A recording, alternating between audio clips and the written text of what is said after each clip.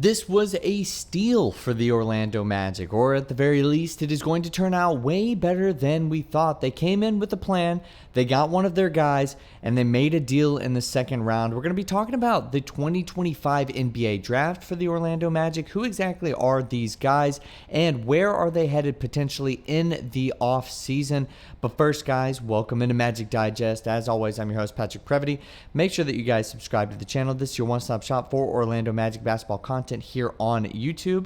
And I did also kind of want to make a little bit of an announcement and another bit of thank you. Yesterday was the 1-year anniversary of when this channel was first on YouTube. So I appreciate you guys so much. Right now we're at 1,288 subs, going strong.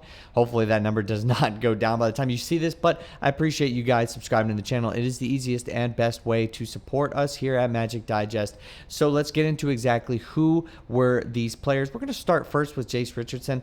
This is somebody that I've highlighted prior to the NBA draft. He was getting mocked to the Magic for a while there. It was him or Walter Clayton Jr. Back and forth, back and forth. I made videos on both of those guys. Obviously, Walter Clayton Jr. looked like he wanted to play for the Miami Heat, ended up going to the Utah Jazz. Maybe the same story as Ace Bailey for the 2025 NBA draft. So he is not going to be on the Orlando Magic. Obviously, I think if they had the number 16 pick, I think they probably would have just stayed put right there and taken Walter Clayton Jr., but they clearly didn't feel as strongly about him, or they just needed to include it in the Desmond Bane trade, and I think that they're very happy with Jace Richardson. Jace Richardson is somebody who can create and play make, and that's exactly what he did at Michigan State. He took on a bigger role as the season went on, and he was obviously a legacy. His father being in the NBA for, I believe it was around 14 years. He was somebody, kind of that we think that he can fill that Cole Anthony role. Now, I saw a lot of different kind of comparisons between him and Cole Anthony, like he is that replacement. They don't really have the same exact game. I feel like Jace Richardson's a little bit more dynamic of a player, especially coming out of college. Like, Jace Richardson led Michigan State last year, so I definitely think that there's some upside there, but we're not asking him to do a lot, and I think pairing him with a couple of really dynamic wings will certainly help his game flourish. He's still going to have to figure some stuff out. Some of his comparisons are not the same as Cole Anthony as far as him projecting to the NBA, but he's a dynamic scorer and a guy who can shoot, and I definitely think that that's somebody that can play on this Orlando Magic team. I talked about this a little bit in the last video that I made, especially about Walter Clayton Jr., where this guard rotation is a little bit thinner now because they've kind of offloaded like a handful of guards, and it's going to just kind of be Anthony Black and Jalen Suggs and maybe like one other guy in the rotation that we've seen before. So Jace Richardson might slot in and be able to play some really good minutes for this team next year. I don't know how much he'll play because Tristan da Silva was dynamic, and I'm assuming he's going to get more minutes. So I don't know. Jamahl Mosley's also a little bit more, you got to prove it kind of coach, a little bit older style with him as far as that's concerned. So he might not get a ton of run, but certainly I like the pick. I'm rooting for him as an Orlando Magic fan, and I think it's good to kind of invest in a player like Jace Richardson because I think that there's some upside there. Now, in the second round, they obviously made that trade with the Boston Celtics, and we're kind of seeing how much they've given up from this Desmond Bane deal in this offseason and what they are planning to do. They ended up getting Noah Penda, and obviously the Celtics made that pick, and he's going to the Orlando Magic. And then at the end of the second round, the Magic made the Celtics pick for them. So it's just those two guys coming into Orlando.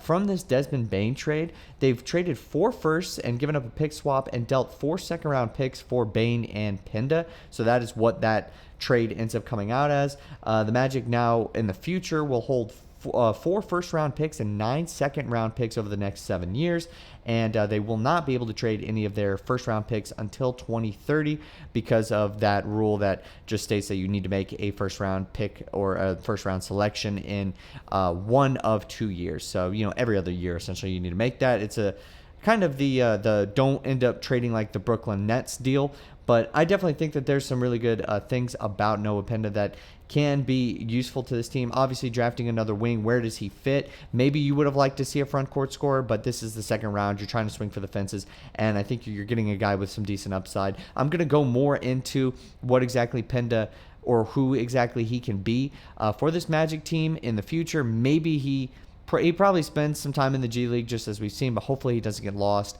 in it. I think the wing rotation right now is pretty much set, obviously, with Banchero and Franz. But I think with the rise of Tristan da Silva last year, we're not going to see him too much. And with this team clearly moving into the win now mode. All right, let's get into exactly where this team can go in the future. Look, the Magic have 14 players on the roster, essentially, because they've got Mo Wagner and Caleb Houston on team options. They're probably going to decline those to get their mid-level exception to get access to it. But I definitely think both of those guys are going to be back, specifically Mo Wagner, because I don't see any sort of scenario where he's not back. He's just in a different scenario right now because he is obviously coming off of tearing his ACL. So they're going to try to redo that deal. It was team-friendly as it was when he did sign, but they're going to probably decline his team option and then bring him back. And I think they're going to try to do the same thing with Caleb Houston, but they're still kind of weighing their options. I definitely could see somebody in the front court. I remember talking a lot about it being Wendell Carter Jr. last offseason.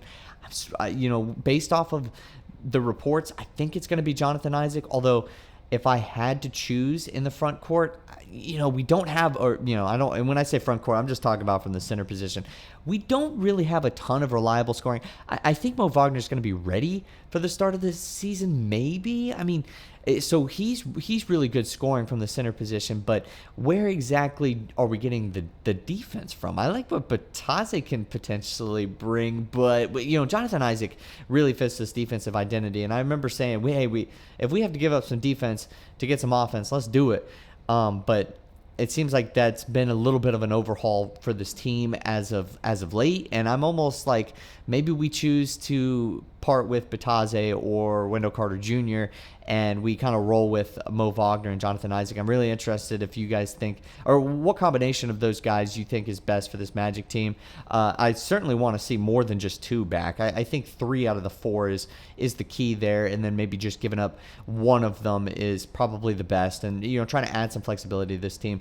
But obviously some different quotes and stuff like that coming around from Jeff Weltman and the front office and what they like and what they're seeing. Obviously, they're kind of building up and propping up some of the rookies, but I certainly think, and I'm buying it, I certainly think that they could potentially be really, really good impact players. But that's kind of where this team is at right now. Obviously, there's been a lot of different talk. Brad Stevens came out about this, I believe this was yesterday, talking about the second apron and everything like that. This is something that teams are definitely trying to avoid, and the Magic included, because obviously this Paolo Banchero contract is going to be, we're going to give him the max deal that he can get paid. He's going to sign that.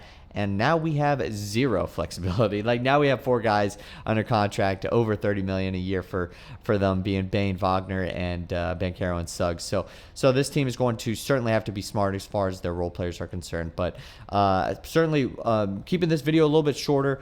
Definitely want to dive a little bit more into Jace Richardson after also having made that video plus what I said in today's video. But going to go into Penda as well, probably sometime tomorrow. But now the stage is set. This offseason is looking pretty good for the Orlando Magic. I'm liking some of the moves that they've done so far, and they certainly seem aggressive and like they're trying to win now. But let me know what you guys think in the comment section down below as far as the center position. I feel like that's going to be the main thing now. They didn't address it necessarily in the draft. They didn't by drafting a center, but I'm looking at the current guys that we have. I think one of them at least is going to go by the start of next season. Let me know what you guys think in the comment section down below. And as always, guys, thank you so much for being on this ride with me through this first year of talking about the Orlando Magic. I am stoked. I cannot wait for free agency and for the start of next season. It's going to be a fun time. But let me know what you guys think in the comment section down below. And as always, I will see you guys next time with more Orlando Magic basketball content.